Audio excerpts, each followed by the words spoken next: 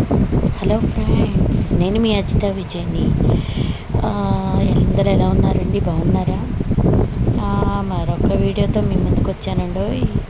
ఏంటో చెప్పేస్తాను చూడండి. ఈ పాటికే మీకు అర్థమైపోయి ఉండాలి. సమ్మర్ హాలిడేస్ని ఎలా ఎంజాయ్ చేయాలో చూడండి. చక్కగా ఎంజాయ్ చేస్తున్నారు నా కోడళ్ళు, మా పిల్లలు. చూడండి, అసలు స్విమ్మింగ్ పూల్కి వెళ్ళారు. చూసారా అసలు ఎంత బాగా ఎంజాయ్ చేస్తున్నారు.